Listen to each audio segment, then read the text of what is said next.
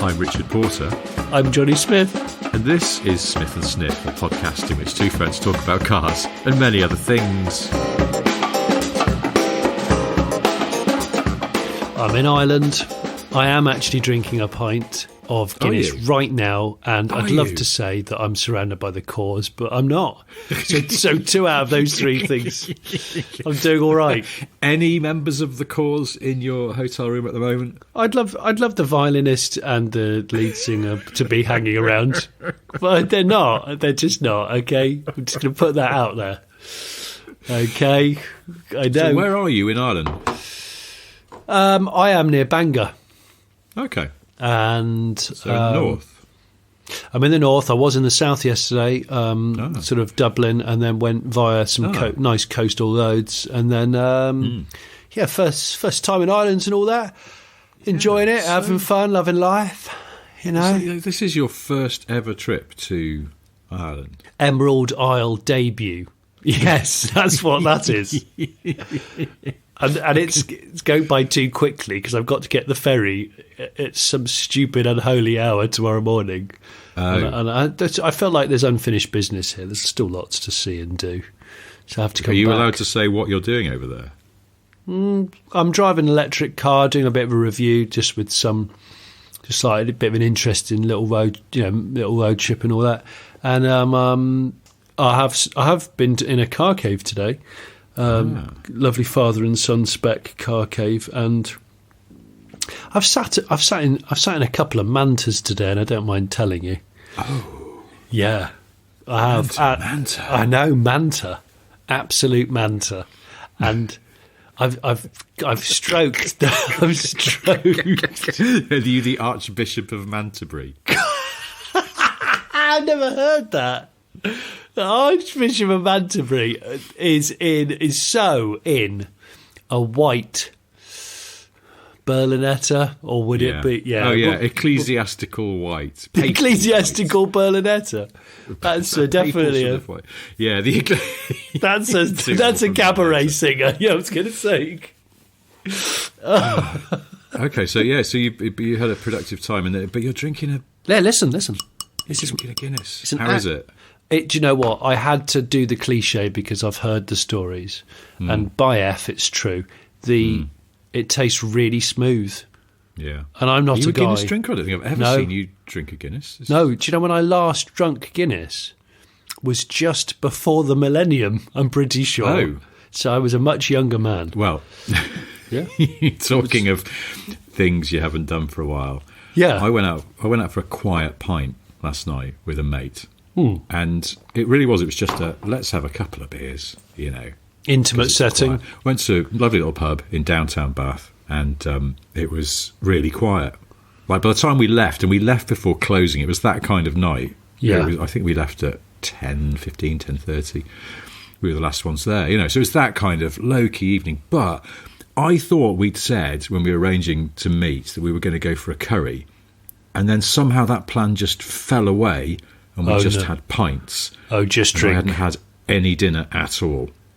Oh, or the danger. Even eaten enough. And I'd done some exercise in the day, and I was really quite hungry, and I sort of killed that hunger with another pint. So it wasn't like rolling around on the floor, but I was just a bit like, ooh, I probably need to, I don't know what I'll do on the way home. I'll get some chips. And then I realised the chippy on the way back to my house shuts at 8:30. Oh, gosh. So that's no good. No. I'd be quivering by that point.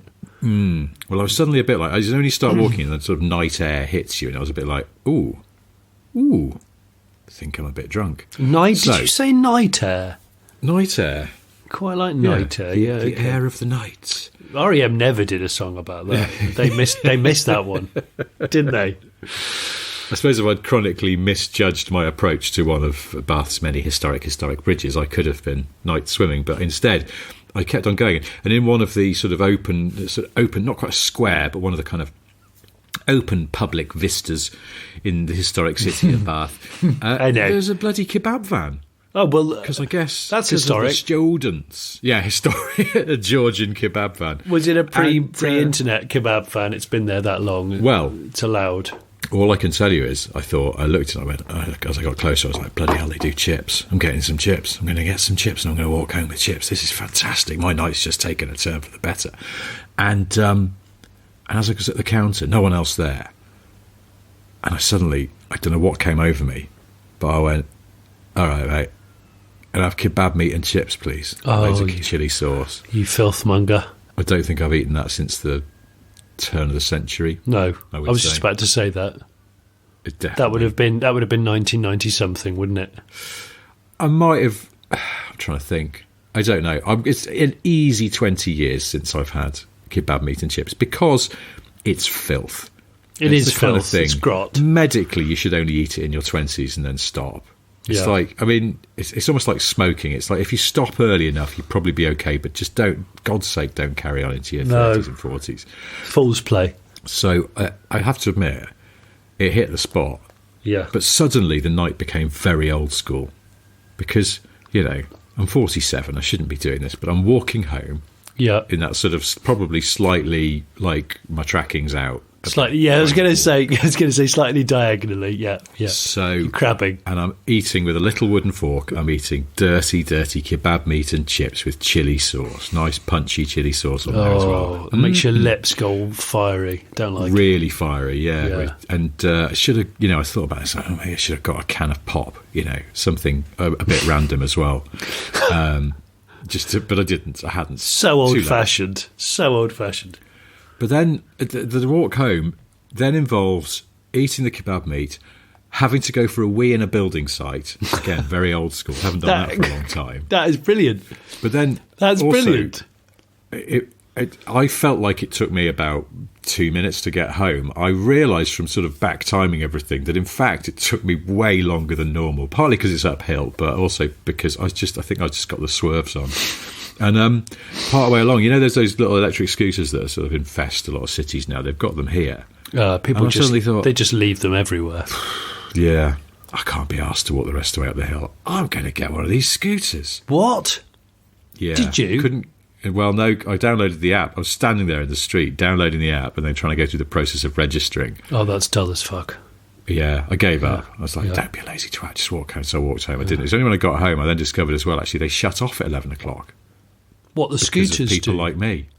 Yeah. Because it's a beer scooter then. It becomes a beer scooter. It's because of people like me getting a bit boozed up and they go, I'll just ride home. And, you're not supposed to do that. So they save you from yourself by shutting off at closing time. But I was really hoping you'd say you got one or you already had the app anyway.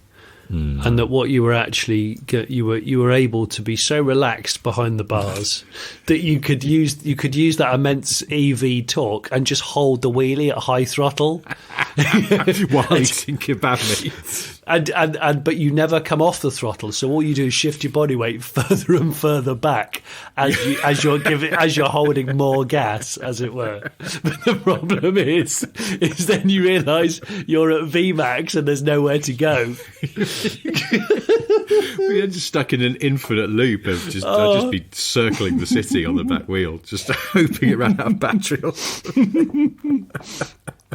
Sort of like pissed up scooter hydrofoiling, wouldn't you? I woke up this morning and I had a little cold shiver when I suddenly thought, oh my God, what if I'd got that fucking thing going? Yeah, would have been amazing. I shouldn't have been riding a scooter. No. On the road. No. Oh no, not on the road. On the pavement, definitely, but not on the road. I mean, see, I don't know what's worse, but I'd have probably tried to shortcut. There's a shortcut. Cross a building site by any chance? Well, through a park, but it's quite dark and downhill, so there's potential for a proper good comedy accident there. But yeah, I had a little cold shiver. I was like, oh my God, I could have been killed. What a shit way to die. That would have been awful, because you could have just... little electric scooter with kebab breath. You could have got into a horrible... low side understeer going round like one of those old Victorian fountains in a park at night. Cracked your temple on the edge of said ornamental fountain. Not been found until morning by a dog walker. Yeah. And people would have gone, oh, that's really sad for that. He's achieved a lot, that guy, in his life, but he decided to just pissed ride in the dark around a park. Unheroic way. Also, the post-mortem showed he had 5 pints of Scruttock's Old Blindness in his system and a significant quantity of kebab meat. My wife's disappointed face on receiving this news. Cause of death, very cheap meat. Yeah. But what would have been quite cool was if you'd had the big incident whilst at VMAX and you fell over on your back and the scooter was off the ground and your hand was still pulled right back on the gas, it would still be just going... It would have been doing it all night. The little back wheel would have just been flailing. Oh, but you'd be dead, breaks, sadly. The battery just dies. Well, what actually happened last night is I eventually got myself home, trudging up the hill. After your building site piss. Building site piss. Put the kebab container in a bin. Did do that. Not going to be an oaf and leave it somewhere stupid. No. And then I was trapped in one of my own shoes. Couldn't get it off. You couldn't get one of your own shoes off? Couldn't get one of my own shoes off because as I tried to remove it, one of the laces knotted and it wouldn't go through the eye hole. They're sort of Converse All-Star style shoes, and the knot wouldn't pass through the eyelet right at the top, which meant I couldn't open them up enough to get them off my foot. Did you go to bed with one shoe on? I honestly thought about doing it, but I couldn't get my jeans off. Oh, shit. So I've had to sleep in my jeans and one shoe. And I honestly thought about it because I was like, these are really nice shoes. I don't want to wreck them by sort of tearing them apart in frustration, but nor am I going to cut the lace because the laces that came with it, and they're really nice laces, they've got little metal ends on them. I was like, I will regret that in the morning, much so it sort of seems like a good idea now. So I didn't get to sleep till like 1 o'clock because I was also trying to be quiet, pissed trying to be quiet when everyone else in the house is asleep, and you're trapped in one of your shoes. This is tragic, borderline tragic. But I'm hoping I was just like, again, I was like, you're 47, man. What is going on here? I just went for a quiet, civilised drink with an old friend. It's like, it's just, none of this should be panning out the way it is. But no, it shouldn't. Entirely my own doing. Anyway, I finally, using some nail scissors, I got the knot undone in the lace, almost stabbed myself through the hand, and then got my shoe off and fell into bed. But so that was it, for a quiet... This is amazing. Quiet drink, proper old school. It is old school. Sequence of events. They feel good. It kind of did, but I haven't quite felt right today. I don't think which I'm going to blame primarily on the kebab. Yeah. Well, and on the drinking because I don't. That's the problem. I'm not the drinker I once was. So maybe that's part. Well, I'm enjoying my Guinness right now. It's lovely, really lovely. Authentic. I'm kind of jealous, just because I know how a good Guinness is a good thing. It's very nice, and I'm just not used to it. It would be better if the Corrs were here, but you can't have it all, Richard. No. You can't have it all. But I did today. I have sat in some incredible Blitzen fabric seats in hot opals. Blitzen fabric. Do you know the sports seats in hot mantas and Asconas and stuff have got the opal badge embroidered into a pattern in the sort of Recaro sports seats. Have you seen them? It's called Blitzen fabric, I believe. Oh, okay. And it's bloody excellent. Yeah, it's a really cool fabric. It works because we've said this before, I'm sure, in a previous cast. But the opal badge is a cool badge. It is. Just looks good, doesn't it? It's aged well. The Vauxhall badge just isn't all that great, even if the products might be. It's just the badge is just not great. Too much. But I'm down with the opal. I always think the sign of a good badge could be how easy it is to just doodle. Correct. And be recognisable. And you could do the opal badge. I mean, my 5-year-old daughter could draw the opal badge. It's really simple but really effective. Vauxhall badge, fiddly. Yeah. You try doing the Vauxhall badge. You try doing tomorrow. So, like tomorrow, or listeners, if you're listening to this on a Monday morning, you just try and draw give yourself best of 3. Vauxhall badge drawing on a post-it or similar, and just see how far you get. See if it looks like a seagull that's doing sort of flexing. See if it's a phoenix rising from the ashes that's slightly crooked, it's got a slightly boxer's face. Just see how it goes, because it will morph into the Skoda badge if you're not careful. Yeah. The Skoda badge is a difficult bugger to imitate. You're listening to Smith and Sniff and Take Heart. Yes. We'll be showing some of your submissions next week. Well, we will. By all means, take pictures of them and share them with us. We're on Instagram. Yeah. Why not? Do it. Yeah. I'd see how. I'm not afraid to see these things as long as there's no unnecessary penises. I'm fine with it, and even if there is, I'm absolutely fine with it. But yeah, why not? Well, good. I don't think any car badge has dicks in it, though, does it? I don't. Does the Alpina badge have a secret one in there? No. You sure? What about AMG? That's got valves and springs, and couldn't you put a cheeky cock in there? No one would really notice. Well, the obvious one would be the Ferrari badge, wouldn't it? Oh, but the Stallion's sort of slightly got a bit of a semi on. Yeah, or actually the Porsche badge has got a rampant horse in it, hasn't it? So I wonder if they could change it without anyone really noticing. There was a little dangleoid there that wasn't there for the last 70 years. If and when you buy yourself a Ferrari, you could always just get a marker pen and put a little...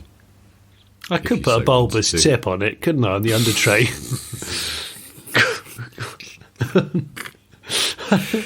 Oh, boy. I might. A few people said last week's podcast was quite carry, and I think some of them meant it as a criticism. So we're certainly making amends for that now. But, we are. I was going to put it onto cars just briefly, just for shits and giggles. Well, I was just going to ask if you've seen the new Rolls-Royce Spectra. Is that how you say it? Is it? No, it's Spectre. I think Spectra. I have seen quick imagery of it while I was stopping for the coffee in a toilet while I've been on my road trip, but I've not taken it in much. I know it's electric, and I know it's a concept, not a production ready thing. No, it's the real deal. Oh, it's finished. Yeah. Oh well, there we go. That's how much I know about the Rolls-Royce Spectre. So, well, I don't. No, I mustn't say because it looks handsome. So, I think it's about. I think, without even knowing any of the spec, it's about time. That's what I would say. About time that them or Bentley just went. Do you know what? We own this quiet car game. Let's do this. Oh, it's perfect for Rolls, isn't it? Perfect. It's just talky, easy, quiet, lovely. All the stuff you'd want from a Royce, as slightly pretentious people insist on saying. But also, it's quite interesting. They've decided their first electric model will be a big coupe. And I was reading some of the interviews around this car, and they're sort of saying, they could have predictably done an SUV, but they wanted to do a real kind of statement car first, and then they'll follow it with other electric models. But apparently they showed it to, I think our friend Alex Goy was saying this on Twitter the other day, they showed it to 300 existing customers, and all 300 of them ordered one. Really? It's quite interesting, isn't it? That's amazing. But apparently the average Royce owner has 7 cars and probably already has an EV. That was according to someone that we were interviewing from Rolls-Royce. And I was thinking, I wonder what they've got. I bet a lot of them have got a Tesla. They'll have adopters of a Tesla. They'll have an S or an X, and they'll... Yeah, but what else have and they've got a Phantom or a Dawn, and then they've got, 5 MOT failure Velsartises? Yeah. Or they got 2 ready to rock on the road Toyota Picnics, and then just 3 or 4 other definitely things. Got a Picnic. Got an old Espace that doesn't actually run. It's got terrible electrical issues, so you can drive it around at night, but none of the dash works. It still functions as a car. But you don't know what's going on. You can use the headlights, but if you indicate they go off for some reason, it's dreadfully discoloured. It was blue, but all the plastic panels have really washed out, but at different rates for some reason. Yeah. So they've got that. That's it. I mean, it's quite a collection. It's amazing. So amazing. The Spectra will go nicely in that next to. They've also, for some reason as well, they've just got like a really basic Peugeot 106. One of those ones that's a special edition. So it's called like the Trouser or something. What's the name of the one with the sliding doors? The 107? Well, no, do you remember they got stinky about that because they got bollocked by the Bond people? They went, here's our new car, it's the 1007. And Eon Productions went, no, it's not. And if you say it is, we'll sue you. And so they had to call it the 1007, I think, didn't they? The 1007. I've always fancied buying one to just see what it's like. When they Did you never drive one at the time? No, I never drove one, no. They were just absolutely toss. Were they that bad, though? Really heavy and slow. Right, I'm probably thirsty as a result. Yeah, and those doors were sort of... You kind of went, oh, this is fun for a bit. And then after a while, you just went, oh, no, it's not. They're slightly inconvenient because they don't go quick enough. So you go to get out and you realise that, you can basically set the tempo with how quickly you open a normal car door. I want to get out in a hurry. Woo, I'll do that. So is it like those... for it to motorise. Jesus Christ. Is it like those electric toilet doors on trains that we have in the UK? Yes. Okay. Yes, exactly that, where they're not quite quick enough. Yeah. And yet you feel like if they malfunction, they would whip open like a fucking barn door in a storm and reveal your bottom to the train. You know that... Oh, gosh. Yeah. I don't like those train doors. No, I don't. I'm always worried. It's locked. Is it, though? Is it really? Because this all feels like it relies on electricity and it could go wrong. Exactly. Like I want a physical bolt. I don't need to rely on some sort of electro lock with an LED light that goes, honest, it's locked. I'm truly believing it's locked. No, just give me an old-fashioned bolt. Then I can see it. It's not broken. It's easy. Let's do this. Yeah. Well... Yes.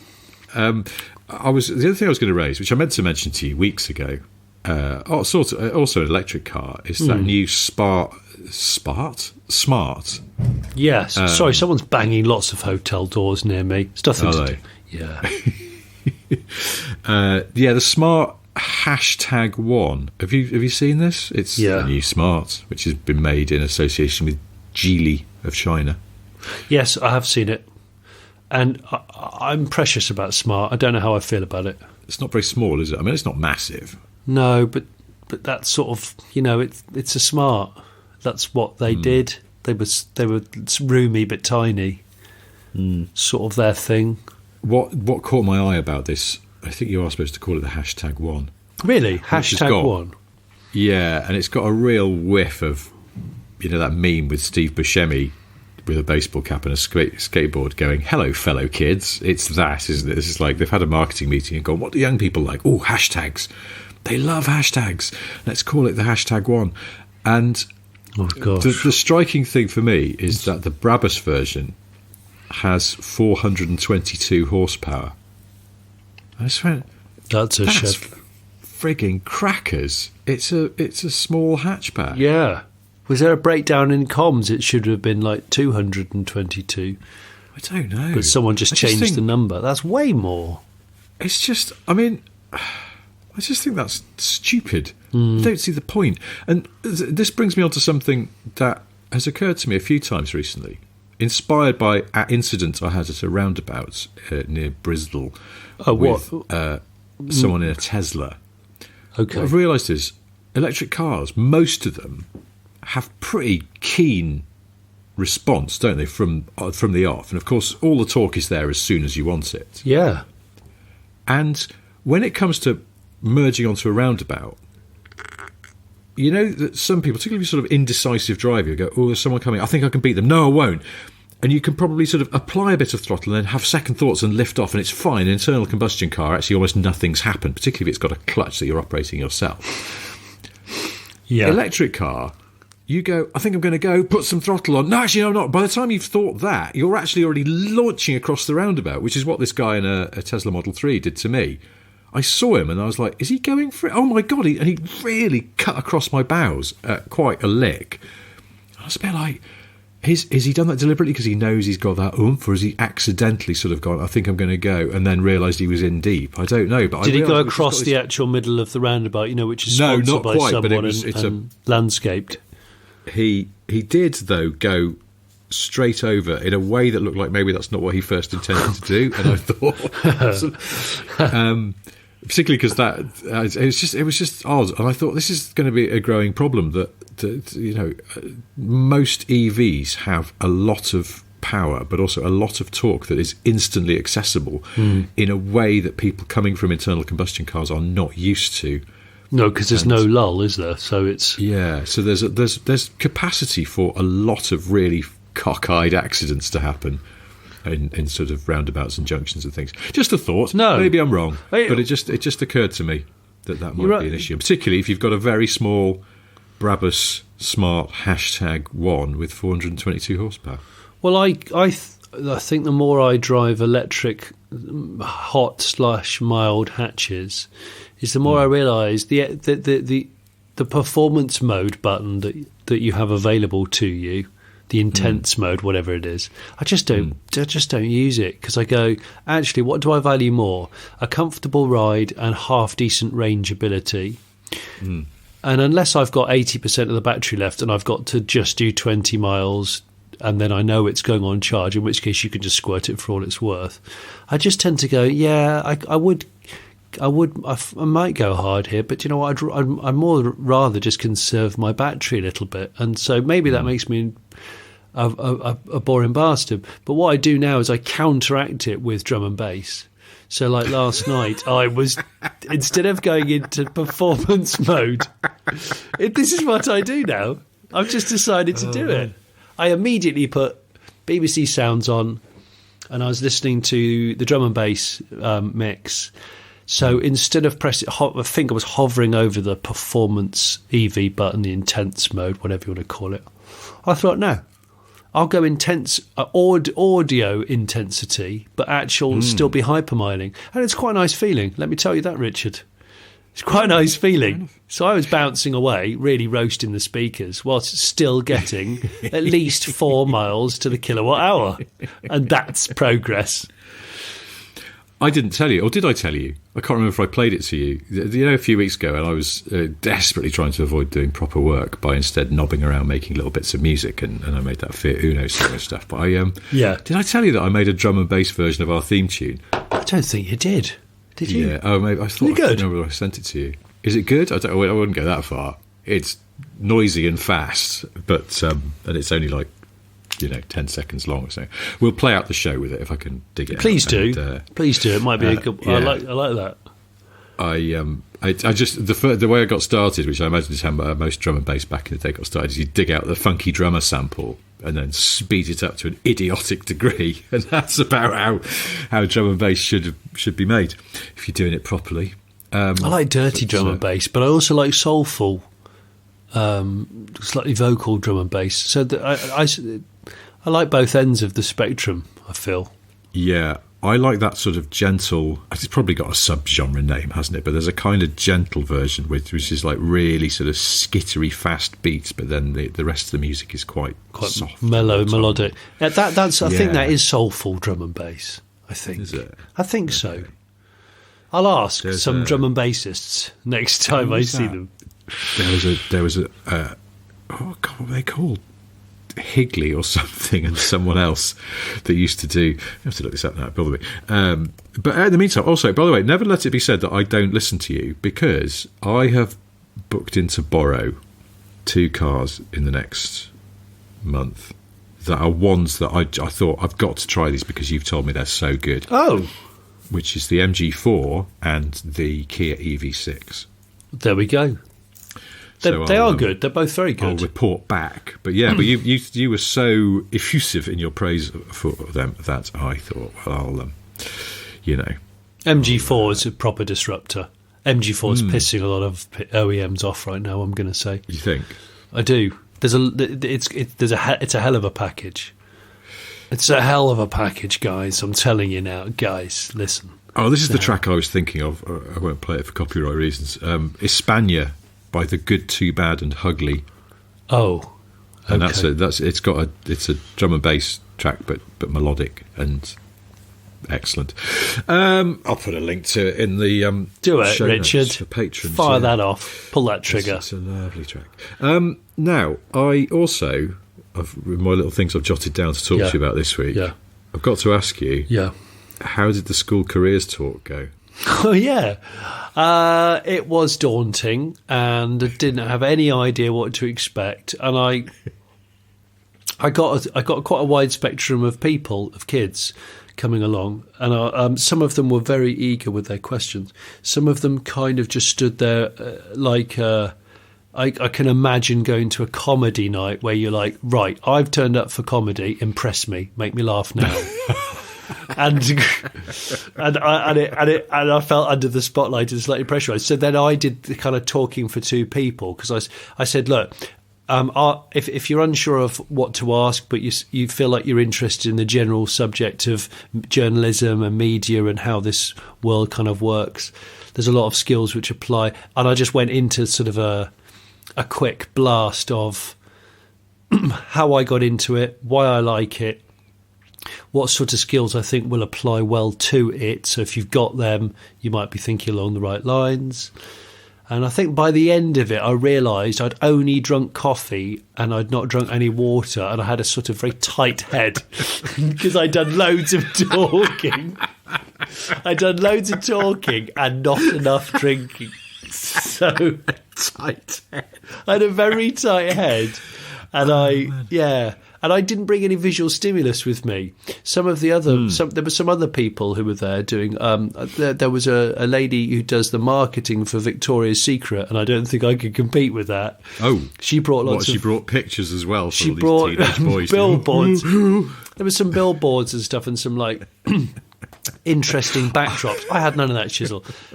So, I thought you were going to say she does the marketing for Victoria sponge cakes. I think they sell themselves, don't they? I don't know. Yeah. Vicky's Secret and all that. So she was. So they were doing that, and it was a really wide, varied bunch, as you'd expect. But on the whole, it was good. I could see that there was a small chance that I ignited a bit of inspiration in a couple of people's eyes. But I don't know. I guess that's the point of being a grown-up and talking to engaged young people, is it? It's like bring them in, reel them in, encourage them. Only encourage, don't discourage, and kind of tell the truth. Don't spin them a yarn of BS, which I found quite difficult because, I'm probably quite good at doing that.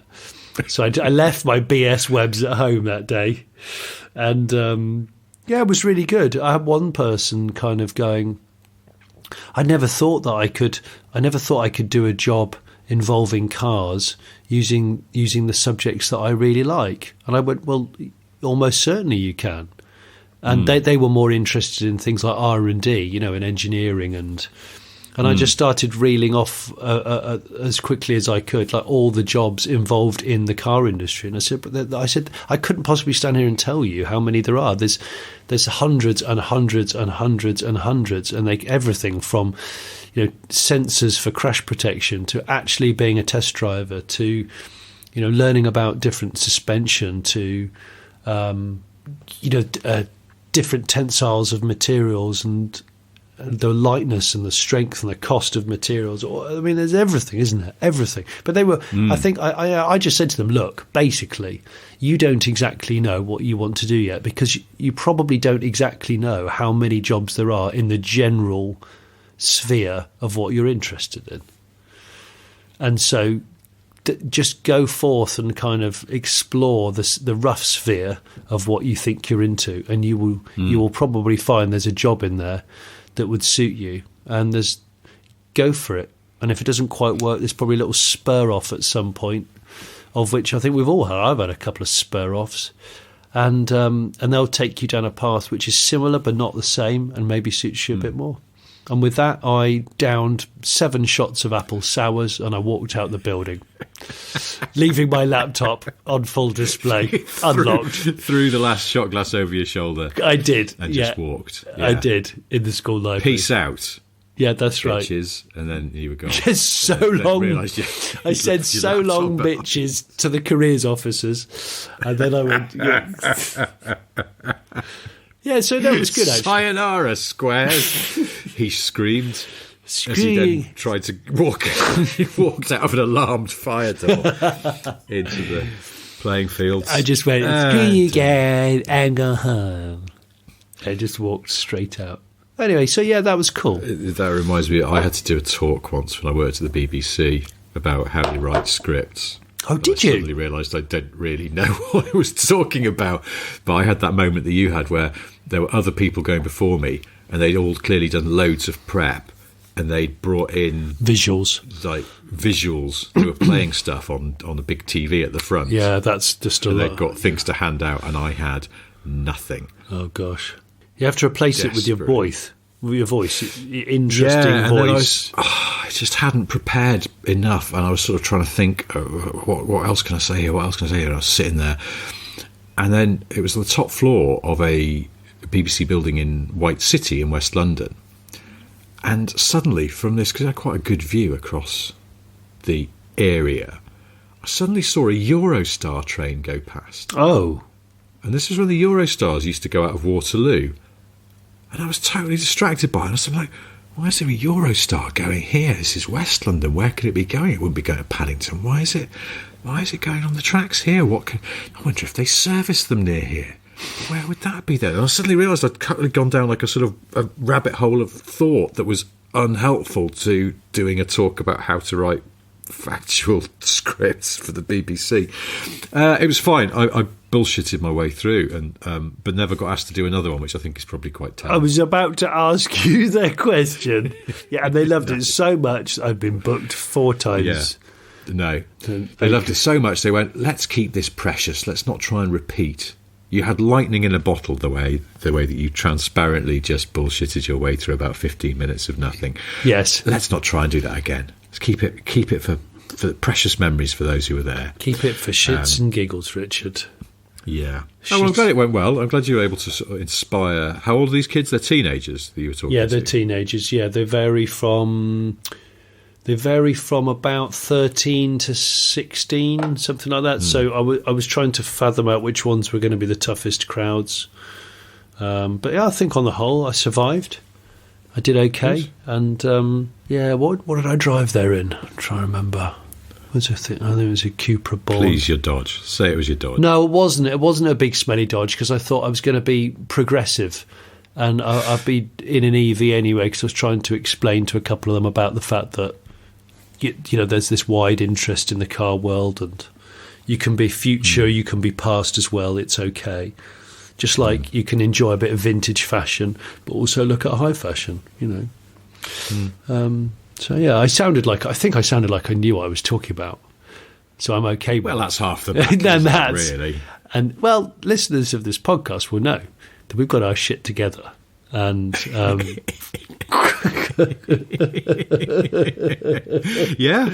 totally. That. Of course I got a bit distracted, not in the same way that you did with the Eurostar. Have you ever heard of a company called Juliez or Juliez? I think they're a coach builder of vehicles. Juliez, the ones who used to build lorries. Yes, and coaches. Hueliz.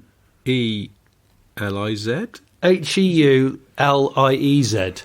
Is that Heulliez? Juliez. Yes, Juliez. Yeah, they're French. Me and are they French? Apparently so. Right. Have you ever seen the Juliez Renault Traffic? No. Is it good? It's amazing. And I don't know if they really exist or whether they didn't go beyond a handful of prototypes, but I feel like I need to buy one. We're talking first-gen Traffic, sort of. Okay, hang on. Which is 80s, is it? Traffic with one F. Yes. What are we looking at here? I'm not seeing. I associate Juliez with. I think they used to make the estate versions of Citroens for Citroen. Did they? They used to make. I think certainly the XM estate.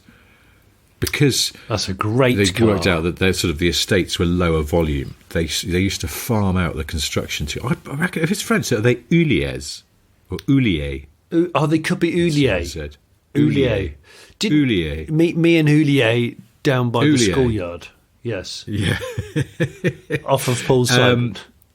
Yeah, I think they used to. So Citroën used to sort of half build XMs on their line and then send them over to Oulier to have the back bit put on for some I reason. now want to buy an XM Maybe estate. Ooh.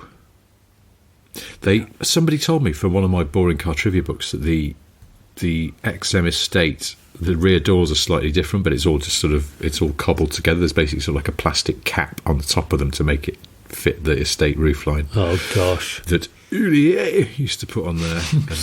And, they are French. You're absolutely right. And I can't find this Renault Traffic. Well, though. What am I looking for? Is it? I don't know. I think it's just. I don't know if it's got another model name, but I've just found a picture of it. I'm fixated with it. What does it look like? But in the meantime, look up the Houlier's Intruder. I'm sure you've heard of that. Honestly, look it up. Is this safe to Google? Yes. There's no veiny prongs in it or anything. It's just a car. It's a very unusual car. Wow. Isn't it? Gosh, I don't think I've ever seen this. No, I'd never heard of it either. It's brilliant. It's got a strong sort of SLK goes crossover sort of vibe to it.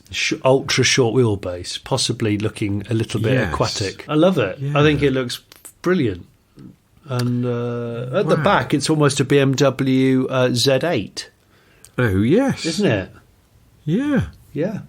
There we go. Well, there we go. It's very visual, and that's why it doesn't work on this podcast. Yeah. Well, again, I'll put the link for patrons in the show notes. God, it's got a short wheelbase. It's got a very short wheelbase, hasn't it? A really unusual ride to it. That thing's going to seesaw like crazy. Okay. But yeah. Actually, hang on. I'm looking at this thing about this anal invader or whatever it's called, and it says that Oulier also built the Renault 5 Turbo and the road-going versions of the Peugeot 205 T16. Oh, shit the bed! I didn't know that. Well, okay, so I mean, Oulier. They are Oulier, but they I guess they're basically like a sort of contract assembly operation. They're not they really? They do a lot of sort of. I'm trying to think what the equivalent would be. Maybe sort of Tickford or somebody used to do a bit of that, but I always think Tickford sounds like if it was muttered in a sort of like soft but aggressive Essex Cockney tone, it would be an insult, wouldn't it? But I don't know what it would. Don't know what it would entail. You've only gone and done that, haven't you? Oh, you dirty little Tickford. Don't you do that again. We talked about this before, though, how I always think that Cockney insults are rubbish. Like, of course they are. Melt is the most pathetic insult. Yeah. It's just, it's like throwing a tissue at somebody. Just go, what was that? You melt. Just breeze down my arm. Oh, it was a Cockney throwing a tissue at me. What are you doing, you melt? Yeah. Is that meant to be an insult? Because it's not. It's rubbish. And pranny as well. Don't they say pranny? And you just go, that is genuinely. Pranny? I'm insulted that you've used that. It's such a. Yeah, I'm sure Cockneys say pranny. It probably means something really. Yeah, rude, that must be. I bet it's rude. Pathetic. Oh, it does. Yeah, okay, look, it's a bit rude. Let's bring it back to cars. I've realised spolts. There's a lot of spolt badging in showers. Have you noticed this? Yes. Well, I had a shower in the hotel this morning, and I noticed my shower, which was quite powerful, admittedly, was a Myra Sport Max. And you just go, hang on, hang the hell on. How is a shower sporty? What's going on? What sport are we talking about? Don't say water sports, please. Sport of having a shower. I mean, it's not. It's rubbish, isn't it? It's just not a thing. Why would it be sporty? Cleanliness is cleanliness, and being refreshed is being refreshed and invigorated. None of the above are sports, are they? So I just don't. I simply don't understand why the word sport should ever appear on a shower.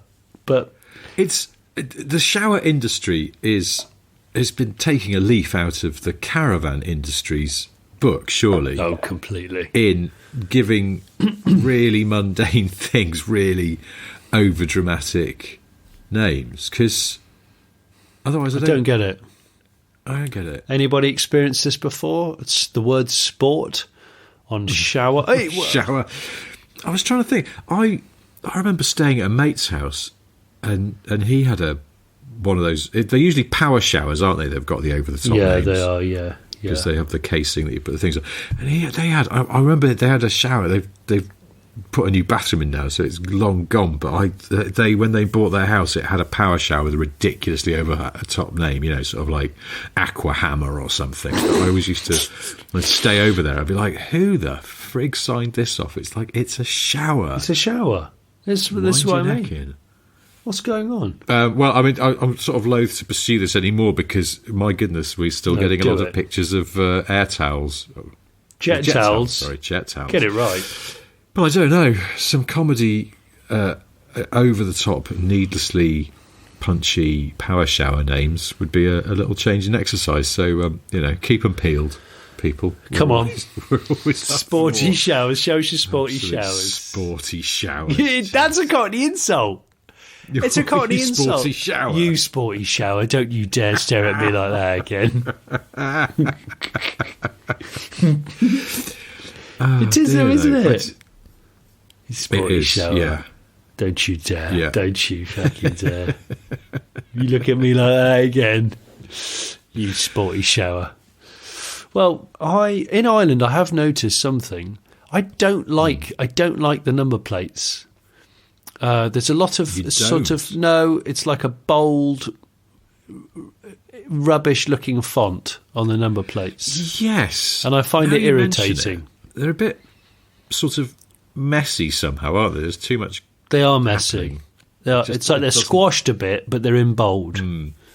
So it's someone's messed with the what's the ratio of squash and yes. Someone's messed with the ratio of the numbers. It doesn't quite work, and I want to just go around and correct everyone's number plate by just replacing them. But I'm not. Don't worry, I'm not a control freak, so it's okay. But no, but it's. I know exactly what you mean. It's just it's not one of the world's. No offense to our Irish listeners, but it's not one of the world's great number plates, is it? I like the trad Irish ones, the older ones. They're good. They're good. Silver on black. Yeah. Well, there's a lot of old Irish plates which work, or the little IRL in the left-hand side or whatever. These ones with the sort of bold typeface, I don't think they work. Finding that a bit upsetting. It's a bit like you. I know you're particular about your fonts, Richard. I know I'm not the only one here. You like. Now you mentioned this. You know what you like. You like what you know. Yeah, I do. But I also feel like the Irish plates have followed the same trajectory as French plates. They used to be incredibly stylish and cool, silver on black. And then they've just gone a bit sort of generic and blah and a bit messy, like there's slightly too much going on, and it what's the opposite of improves? Damages. Detracts. Detracts, that's the one, from the looks. Slurry, is that the opposite? I don't think. It probably is. Do you ever see a car on the street with no number plates on it? And it looks odd. If it's an older car, I assume it's been abandoned. Because it used to happen back when scrap was real low, I think. People would tear the plates off. Yeah, there was a dark street by the well-known Highgate Cemetery in North London. Yes. Down the back of there was a dark street. You probably know the one I mean. And that used to be an absolutely rife with dumped cars with the plates taken off. Yeah, we did. I used back in the day. Back in the day and all that. I did actually used to frequent there. I did. Yeah, I used to enjoy it. I used to love finding abandoned cars. Like a mad cat lady, but wanting to save cars instead of the cats. And also not a lady, just want to put that out there. But yeah. I saw just yesterday a brand new Toyota Aygo X, that new new Aygo. Pretendy crossover thing. Yeah, quite an interesting looking car. I just saw it on the street, just parked up, but it had no plates on it. Because I was approaching it from behind. I was like, it's got no back number plate. Oh, no, it's new, isn't it? It's a new Aygo X. I wonder if someone's just bought it and the plate's fallen off because it wasn't attached properly. Then I got to the front and that didn't have a plate either. I was like, this is a bit odd. on a public street. That is odd. It looks like something's, someone's up to no good. But it was a brand new car. Had it fallen off the transporter and just neatly rolled into a parking space? Did it still have a bit of cellophane on the wheel trims and stuff? That's weird because it wasn't neatly parked as in it was sort of on its own on a stretch of road with no other cars very nearby, and also it was quite badly positioned, like as in it was slightly too far away from the curb at a little bit more of an angle. So it's been fallen off a transporter. It's literally fallen off the back of a lorry. Yeah, I hadn't thought about that. But yes, well, anyway. These things have happened. I was going to say, it's gone now. Actually, I haven't been back past it. Maybe it hasn't. Maybe I should go and claim it. Maybe it's got the keys in it. Because I'd quite like a go in that. I think it looks quite jolly, that Igo X. I think it looks jolly too. I think there's some good Toyotas, good-looking Toyotas around at the moment. Yeah. Now, are you going to keep... I know you bought a car when you shouldn't have bought a car fairly recently. Yes. We should probably touch on that slightly. But are you going to keep sending me links for cars that I should be buying at the moment? Because I might have... I was enjoying that casually mentioned that I might need a four-seater that's very cheap to buy just because I can't do the school run in the Insight, and I'd like to buy an Ioniq 5, but I can't find a good lease, blah, blah, effing blah. Yeah, you enjoyed that game. You got properly into it. You were firing the links off to me in the dead of night. I can't remember why. What was I doing or not doing? Maybe my wife was out. Oh, no, she was ill. Oh, was she? She was ill and she'd gone to bed early because she was feeling rancid and the kids were in bed. And I was just a bit like, when you find yourself at a bit of a loose end. And like, oh... And we're kind of in the middle of some, streaming service TV shows where I was like... I can relate. I need to wait for her to watch these. So I just found myself at this kind of like, I don't know what to do with myself. And then you were going, I need this four-seater car, something cheap but serviceable. Yeah. And I think that was like, well, this is my task for the rest of the evening. I'm just going to... You did some great ones. I did. Great ones. Well, I did the old Deceased spec test. Oh, what a test it is. With max price. I think I did 2 or 2.5 grand. Max mileage 30,000. That Mazda 121 that you sent me with the full length ragtop that was bright canary yellow. Yes. It had done some absurdly low mileage. It was hideous, but also it attracted me in the same vein. Well, now here's the funny thing. When you didn't bite on that 121, I was then talking to someone else that I know who is in the market for a similar sort of thing to you, and I tried to get him to bite on that bright yellow 121. No dice. But then a listener sent it to us. Did they?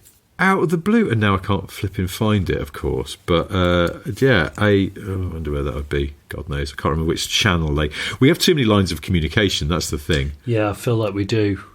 What's that Paul Simon song about 50 ways to leave your lover? Well, there's also 50 ways to get in touch with us, and that's why we could never find anything when we...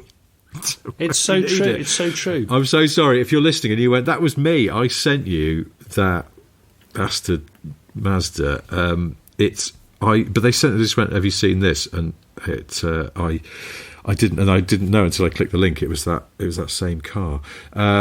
So anyway, you're not going to buy that. Are you going to... Is there anything that's piqued your interest? You know there is. You know there is, you absolute... Is it still, automotive hawk, you. I think it's been 2 It's been taken. days since the Jag. last mentioned this. Oh, Is this the Jag or is this the El Grande? I was thinking of the Jag. Look, I'm going to just going to put my cards on the table here, listeners. I suddenly thought, I just want something... I mean, cars are silly expensive at the moment anyway for what they are. I still want to pay under 1,500 quid if I can, but I don't want something haggard. So go for something that nobody wants to tax and kind of live with at the moment. And I thought, S-Type Jaguar. I have always liked them.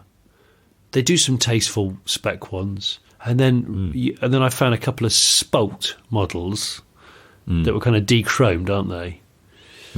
And then I thought, then I've just suddenly stumbled across the one that I sent you that was Manuel, and I thought, bloody hell, I didn't even know forgot they did an S-type Manuel. Well, I couldn't believe that because that one you sent me originally, which has gone now. It has gone. It's sold. The facelift. I didn't know they were still doing Manuel in the facelift in the lower petrol engines. I think that's a rare car.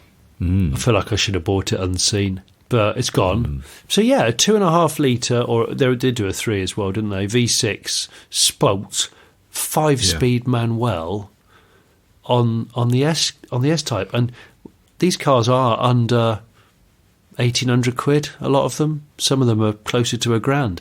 And I'm thinking, well, that's cool. Does anybody have experience of these? Is the gearbox any good? I don't really know, but I'm keen to know. Write in if you know. I'd like to try it just to see if it's a hidden gem. Yeah. I checked with someone we know who's ex-Jag, who's an engineer, about those cars, and he reckoned that facelifted S-Type, the 2004 model year, the X204 in Jag codes, is as good as it gets because it had some extra suspension goodness. I forget what, but reckon that engine might be a bit... It's revvy, but it's not very powerful. No. And I reckon the S-Type's heavy, isn't it? I think it could feel a bit, I could take some stuff out of it, couldn't I? Could take some of the. I'd take the headlining and the carpet out. Yeah, good idea. Yeah, take some of the glass out, replace it with perspex, or just netting. Oh, NASCAR netting. NASCAR. Yeah, just net it.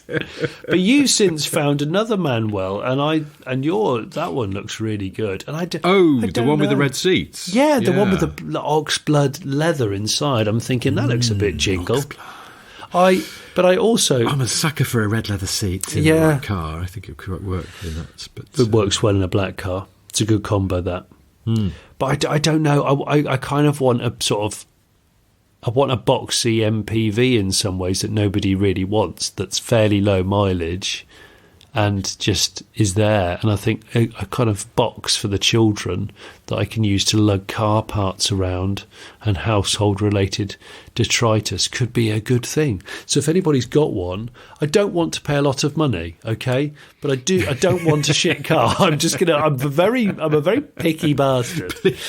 Please sell me your extremely nice car for less money than you would That's right. like to let it go so for. That's the deal, okay? See that 5 Series estate that you've recently bought that's in excellent condition. I want to buy that for £1,000. Contact me now at hello at the Late Break Show. No, not the Late Break Show. Hello at smithandsniff.com. Do that. Hello at smithandsniff.com. I found the message, 2 things. First of all, yes, apparently the X204 version of the S-Type, the 2004 model year onwards car, low friction grease throughout the suspension, apparently. That's the secret. That's the special sauce there. And it was Daryl Bennett who sent us that Mazda. He said, another rather dull evening at work, we descended into the depths of Auto Trader to play Who Can Find the Best Yellow Car, a brilliant game which always causes a stir amongst the collection of petrol heads I work with. And he sent us that Mazda. The best yellow car. What a brilliant game that I've not played. It's a good game, isn't it? We have to try that one. And also, while I was looking at this, Daryl actually loses points because he sent his message to our old email address, which I'm not going to give out. No, I like that. I'm supposed to use it anymore. Yeah, well, I quite like it. I feel like it's a safe zone. While I was looking through the other email address, docking marks from Richard Hill as well, who sent a message to the wrong email address. But at the same time, I quite like this because he said that the November issue of Car Mechanics, their new project car, is a Panda 100 horsepower. Get out. Let's go and have a look at that. You might have to go and look at yours, which is at the end of your street, banished from the drive. I said last week I'd say what happens with the aircon in it, and it's not really a fault. I think it's a characteristic from memory, because it's got climate control. Yeah. But if you turn the aircon off, but then you select a temperature where the car thinks that it should, using the aircon to achieve that temperature, the number on the display flashes almost to chide you. So if you say, I want it to be 19 degrees, but I'm turning the aircon off, which I was only doing because I wanted to see if it had any effect on the performance. Well, it will do. And the car just sort of gets mildly sort of passive-aggressive. It's just flashing the temperature, and it's a bit annoying, so I ended up turning the aircon back on again because it was just irritating me having this flashing number. No, you've been drawn into the con. You've been conned Oh, you by the you con. think Big Con has got to the? It's a massive con. Infiltrated fear in the 2000s. Yeah, the flat earther in me is going, don't use the con. Don't use the con. It's a fucking con. Don't use the con. Well, I don't know whether to should, buy a really cheap car, but I think you should. I'm just going to keep sending you stuff, and I now imagine that readers will as well. Readers, listeners, whoever they are. I'd like an people out estate there. car, but also the MPV. I mean, if I could find one that is the kind of money I'm talking about and not really frilly and horrid and been, I don't know, had milk spilt in it or vomit, then I'd quite like a Nissan Elgrand.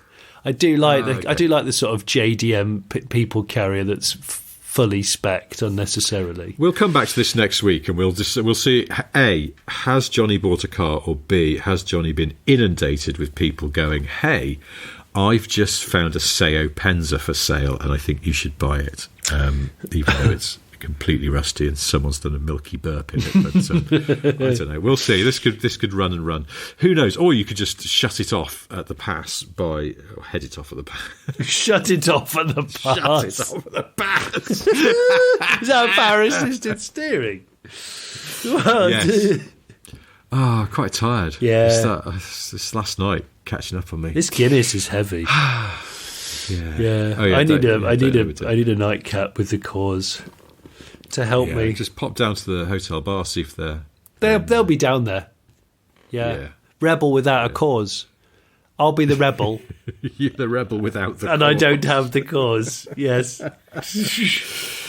All right, well, before we go, I've got 3 things to tell you. They are: 1, Johnny has a solo YouTube channel. It's called The Scrape Plate Show, in which Johnny carefully manoeuvres leftover food into a recycling bin with a knife this week. It's small bits of vegetable moussaka. If that's not to your taste, then there's, of course, The Late Break Show. Lots of excellent videos on there, including... what was I just watching? Oh, no, I watched your Polestar 3. It's a very good preview that we were talking about last week. It was rushed. Didn't feel it, but you did a good job. I could sense, I knew, knowing the circumstances you were in, it's like, oh God, he's probably got like 10 minutes in that room with that car, and there's a queue of other people outside, so no pressure. But no, I thought it was good. Second thing I've got to tell you is I've got various books out. One of them is called Steel Flies. It's a spoof Cold War thriller from the 80s, written by the fake car journalist Roy Lanchester. And the third thing I've got to tell you is that Chris Martin out of Coldplay, we know who he is. Yeah. But did you know that his great-great-grandfather invented daylight savings time? Really? He was the man who pushed for the clocks to go forward and back to create daylight savings I don't know how I feel about that. Because, Nor do I. I sort of feel like that's not a brilliant fact. No, it is a good fact. It is. I'm just a bit upset because I don't know about the idea of the changing of the clocks.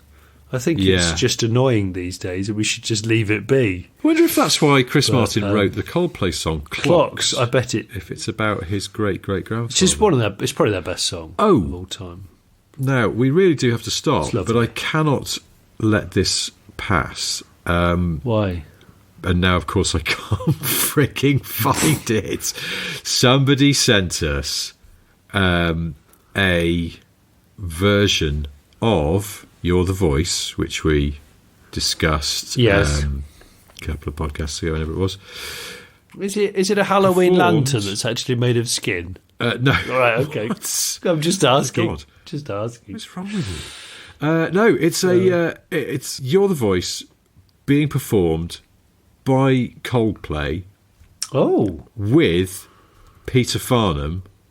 John Farnham, sorry. I mean, there might be a Peter. It might be his brother. I don't know. It's so annoying I can't find this email now to say thank you to the person who sent it to us. God damn it, that's so annoying. I'm so sorry if that was... Here it is. Yes, Colin Hill. Colin, thank you so much.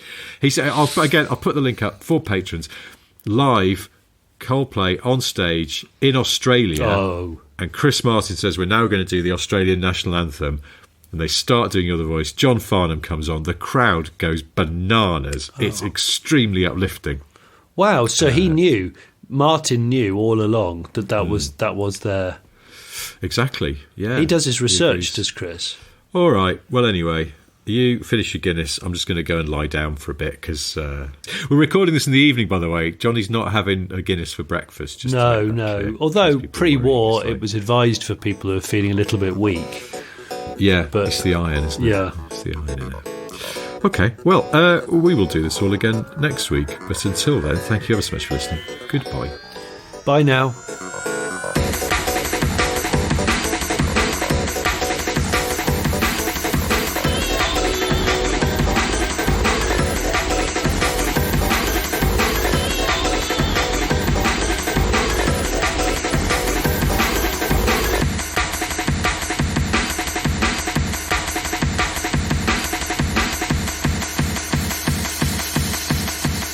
Gulliver's Travels, like where did he travel to? I mean, like, imagine if because he was massive. Imagine if Gulliver's JDM MPV, that is quite long wheelbase, it could just about fit him in, scraping a little bit, and he just Gulliver's Alphard. Yeah. Oh yeah, I've got a touch of Gulliver's Alphard. I bet you have. Sounds like one of those diseases that they've eradicated in the 70s. You just don't see it. Like polio. Gulliver's Alphard causes your fingers to go weird.